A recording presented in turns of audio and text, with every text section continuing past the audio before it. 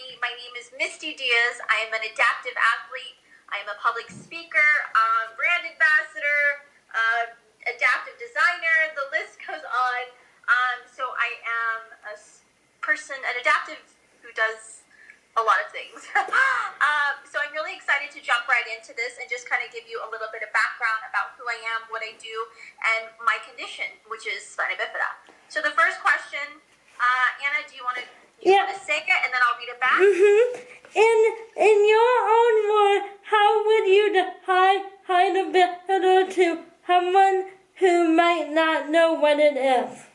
So, what is spina bifida? I know many people aren't familiar with it, so I'm going to just go into it a little bit. Spina bifida means split spine. So when I was born, my spine was exposed, meaning where the damage is, which my damage is at L5.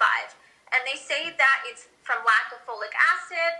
I truly believe from doing research that it's due to the pesticides that are sprayed on our crops.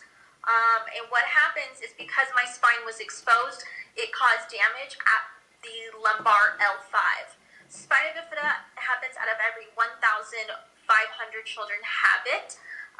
So out of every one, let me say that again. Spina bifida happens out of, why am I messing this up? Sorry. I'm like, why am I messing this up?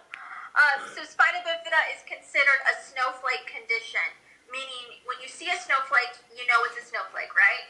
But the pattern of the snowflakes, if you put two together, are completely different.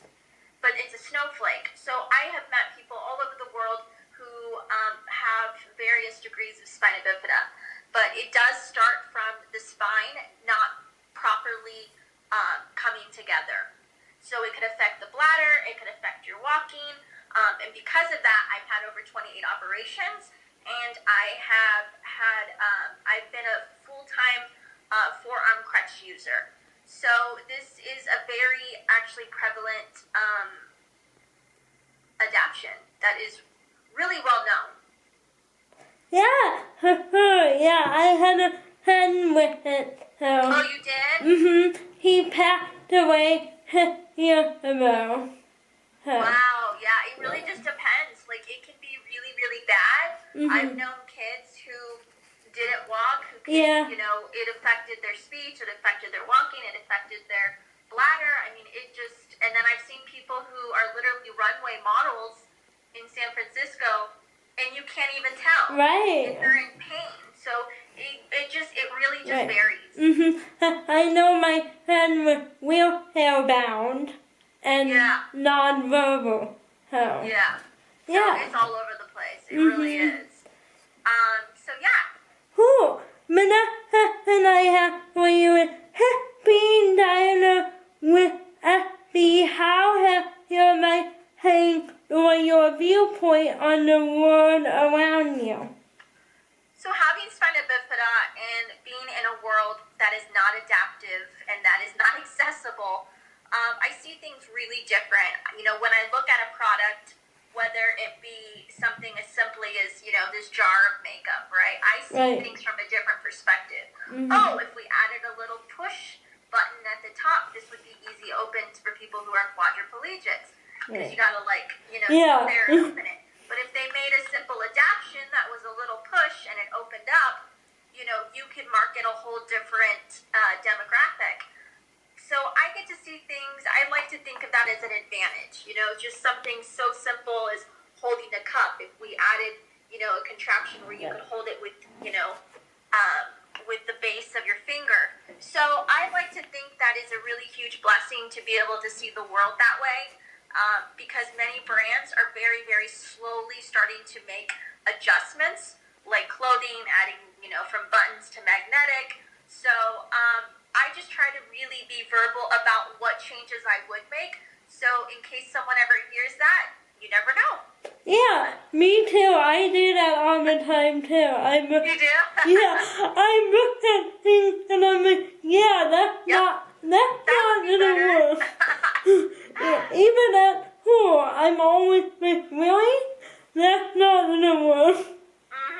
Yeah. That's me, girl. That is me. Yeah. I think everybody who has have absolutely. adapt and Yeah.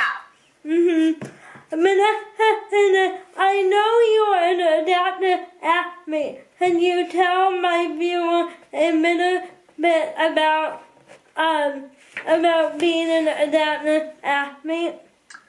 So it all started after my 28th operation. I became severely depressed, severely isolated from friends and people, and I wasn't working, so I was really depressed because I wasn't doing anything. And my mailbox was simply outside of my apartment, and it was a very small walk, but at the point, that was a lot for me. That was like a marathon for me, to be able to walk down 3 steps and go and get my mail. Like, that was really hard for me. And I came to a point where I was like, I can't live my life like this.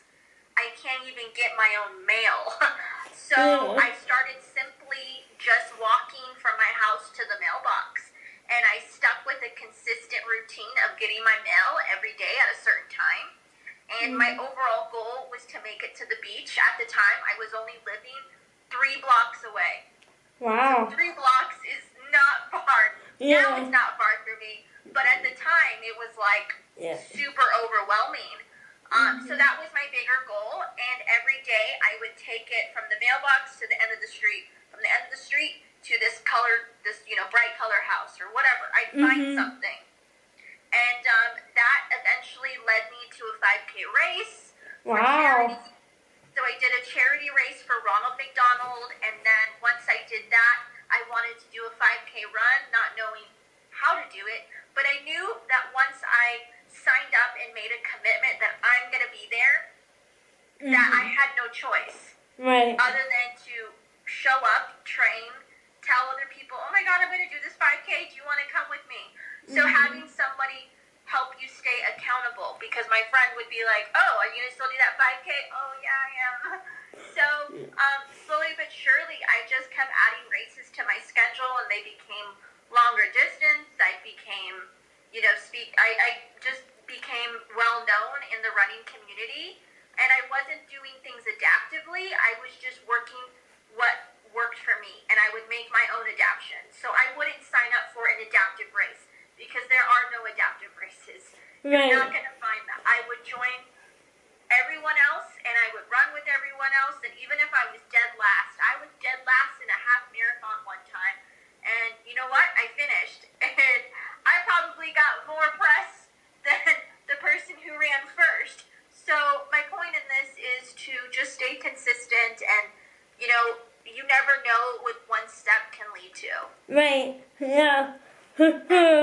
I looked into doing the hospital that I go to did a triathlon, and I was looking into doing that, and then I kind of got out of a habit of doing it. I know.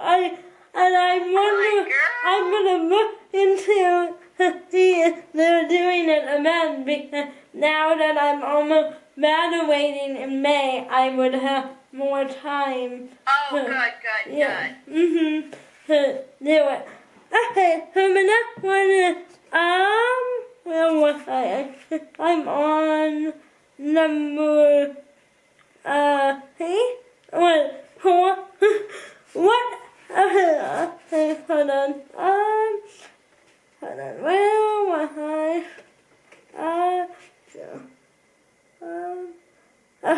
What is your better advice for those with disabilities who might be struggling to find light in life?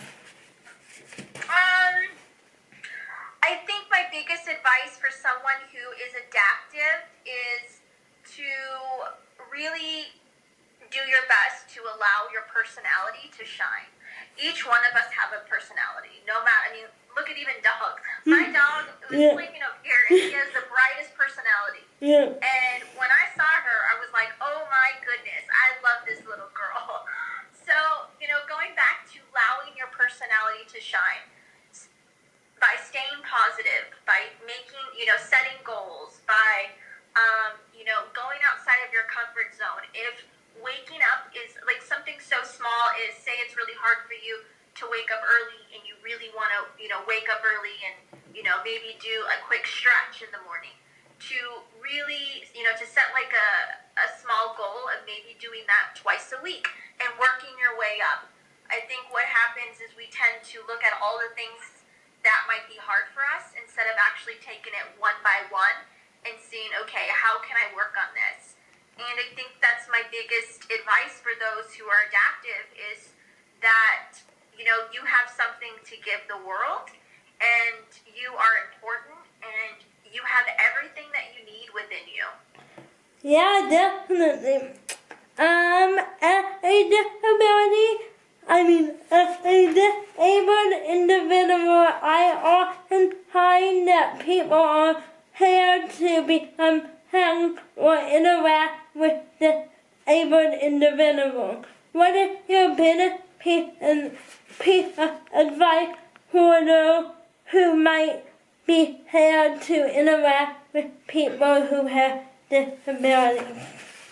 So this is a great question, and it goes back to what we were just talking about prior to this, is allowing your personality to shine, but also getting outside of your comfort zone. You are a prime example of being successful at that. Do you know how many people asked me if I could do an interview? No, I don't know. And you asked me, but the way that you asked me, it really caught my attention. So you went outside of your comfort zone, knowing that I get a lot of messages, and you didn't care. And that's what I see. So I'd rather pick doing an interview over you than, somebody who's like who's just going about it the wrong way. Right. This goes back to stepping outside of your comfort zone and not assuming that you know the answer when you don't even know the answer. So I see people who are adaptive, they're like, oh, I'm not going to go do that hobby. I'm not going to go over here to this place with all my other friends because it might not be accessible. So that prevents them from getting outside of their comfort zone and not actually going to the place or wherever they're going as a group and just tackling the problem head on when you're there. Like you're already thinking that it's not going to be an issue. So really just show up, say yes, look for opportunities, ask how you can be of service, and remain positive. Yeah, well, and I know for me, I have a friend who plays volleyball, and he also in college, so I don't see him very much. But then he texted me one day, and I have a volleyball tournament in St. Louis. Would you come and watch? And usually I would say no because they're too noisy and too loud and too many people. But I would say, yeah, I'll come to your volleyball game. I'm gonna do it. Yeah, and now I go to every volleyball match. Now you're like, I got everyone. Now I'm gonna be there whenever I can be there. Yep. So see, it did work. Yeah, it does work. And the last question I have is, how has your career as a social media influencer helped you had your message of positivity while living with a disability? My career as an advocate for people who are adaptive, it's really helped me spread positivity because it's giving me a platform. And this is a platform, it's 2020, and the platform that we have today is social media. And the great thing about that is it's free. And that platform we can use to message and meet and connect with people from all over the world.